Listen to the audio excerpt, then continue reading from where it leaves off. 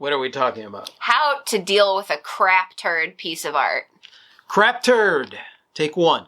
Rafi's tips for artists because he loves you. Hola, you amazing artists, and welcome to the studio. Today we're going to talk about crap turds. Indeed. Crap turds. Hopefully you won't find this video to be a crap turd. Our awesome question comes from Catherine, a.k.a. Kerr. Hi! What? Dude, we're totally out of sync there. Oy, let's try that again. Our totally awesome question comes from Catherine. Hi, Catherine. Hi, Catherine. Catherine is fluidvisions.com, in case you want to check out her work. Awesome. And she watches our YouTube vids. Sweet. Okay, so here's the deal. A related question to the what to do when you're frozen question. Sometimes you work on a piece, you've bitten the bullet and started like a good little fa-chunking person, and you keep working on it, and it's like an hour later, and you look at it and say, this is crap. This is a pile of pig's turds. This whole piece has been a waste of time. And you really want to rip it to pieces. And in the case of my digital art, I do rip it into virtual pieces in that I delete everything I did on it except for the background fluid art image that I started with. How do you get out of that kind of funk? That is a good question. Yeah. Because basically that determines whether or not you finish a piece or you don't finish a piece. Right. So when you realize that you have a crap turd before you, you have a choice to make. Mm-hmm. And the choice is to scrap it or to push forward. And it all depends on what you get used to doing. Because the thing is that when it comes to creating stuff, I know that everything that I create is going to be a complete and utter mess, a total crap turd. Basically, it's not going to start looking like anything that I'm even satisfied with until the final stages of working on it. This is an amazing idea. Oh, this is amazing. Oh, this sucks. This sucks. I suck. Everything sucks. I suck. And then, well, you know what? It's looking a little bit better. Maybe, I don't know. It still kind of sucks, but it's okay. And then eventually you get to that final stage of creation. And really, that's all part of the push through the suck. Absolutely. You gotta push through the suck in order to end up with a final product of something that maybe you didn't even know was going to come from that complete and utter pig turd, as she said. So two things have really helped me with this. Okay. One is the reverse bell curve that you laid out, which I think we all go through. Another one was your dad, who actually told me early on in my jewelry career that everything looks like total crap until the final polish. Every piece of jewelry looks like rubbish until that final stage. Yep. And so I've realized that even though maybe it doesn't look so good right now, if I just keep going, it's probably going to be good. Yeah. But when you reach that place where you're like, this is a crap turd that sits before me, I think you should ask yourself the question, is this worth pushing forward on? Are there things that I can do to keep going with this to either create what I was intending to create or to go a different direction and use this to create something else that might be cool? Then you're entering flexibility. Yeah. Where you were like, this is what it was going to start off as, and this is what I had in my mind, and now it wants to head in a completely different direction. And that's where you allow the artwork to take on a life of its own, and you're just holding on for dear life and just following it through whatever it is that it wants to do. Art on the fly, art off the cuff, art on the fringes. Mm-hmm. There's not one answer to that, because there are plenty of times where something is not going in a direction that I want it to go in, and so then I start to struggle. And the one thing that I know over the course of my art career is just don't give up on the piece. Don't give up on your career. Don't give up on this project. If you need to change direction, switch it up a little bit, change your tactic, whatever it is that you need to do, but don't give up on the actual piece, because if you start to form the habit of giving up on the piece, then every time you run into a roadblock, you're just going to give up. So it's all about pushing through that suck in some way, shape, or form. To see what's there. I don't think that I have ever actually thrown something out, maybe like a crap sketch that I wasn't really paying attention to, that I was like, even my good sketches, a lot of times I end up throwing them out. But not because something wasn't working towards the final stages of working on something, because I know that it's just not going to work in the beginning. And there's a lot that I could do to just kind of tweak it.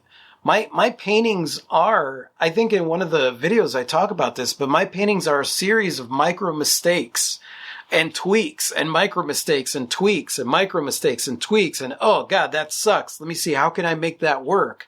And so it's all just a lot of experimentation and figuring out stuff. And that's pretty much what you want to get your mind used to doing is being able to tweak things as you go. Problem solving. Mm-hmm. I will tell you guys, full disclosure, I have been having catastrophe and failure over at my jewelry bench recently. Yep.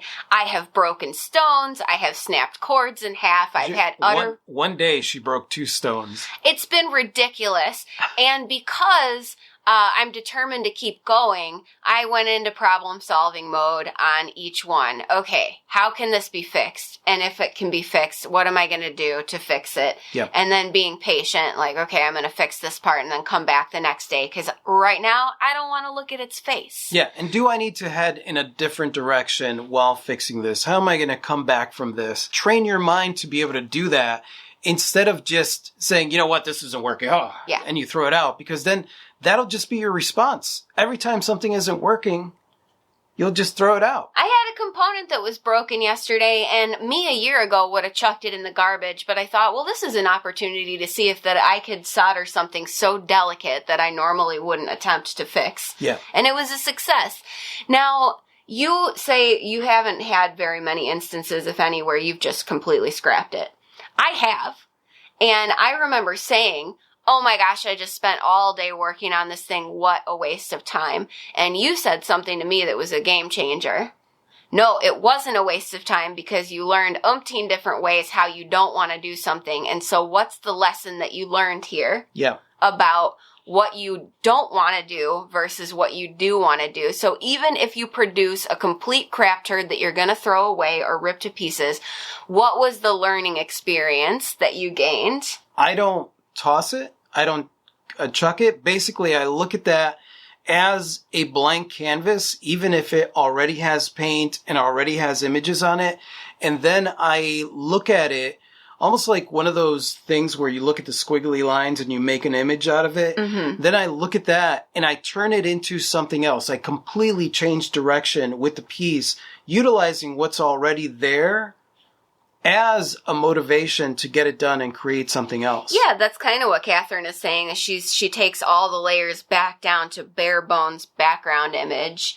And then you could start there. I had like a dozen failed prototypes for a ring, and they were mangled pieces of metal that like my choice was to put them in the scrap pile for melting down later. They weren't going to be anything.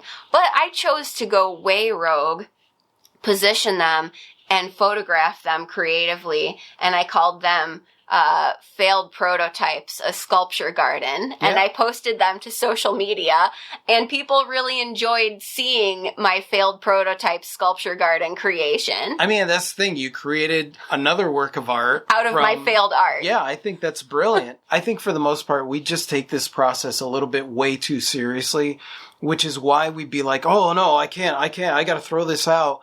Versus like, just have fun with it. Like, if it's not working, then see it as a personal challenge to what can I do with this? What can I do with this that would be awesome? Because you might be going down a trajectory in switching it up and changing it up that is going to benefit you in the future, because you might discover something that you would not have discovered had you not gone down that path. Agreed. I'd say the worst thing you can do is get frustrated with yourself. Yeah. And take it too seriously. Yeah. And the best thing you can do is to keep all your options open. Yeah. What can I do with this? You once took a painting you didn't like and turned it into a shelf because you didn't want to look at it, but it was a useful piece of wood. Yes. I then rescued it and hung it up because it was an awesome painting. Yeah, it is hanging in the house. Do with it what you will, but remember, we all produce crap turds, and it's a matter of what we do with the turds that really counts. that mental image there is just not me. Is it a turd Oh, or is it fertilizer she's going to keep going. And that's for your actually a future good point. greatness? Oh my God, that's such a good point. You saved it. She saved it. See how I brought that back? Thank you, Catherine, for this awesome question. Hopefully this was helpful and or at least entertaining. Yeah, hopefully. And I'm curious to know, what do you guys do whenever you reach that it sucks, I suck, everything sucks point? And how do you motivate yourself to keep going? Or what do you do that's different in order to change direction or whatever? Just leave that in the comment section below. And thank you so much for watching, you guys. You guys are absolutely amazing. I totally adore you. And if you like this and you want to watch more like this, just click right over here to subscribe. And that's it. Say goodbye, Clee. Good day. Adios.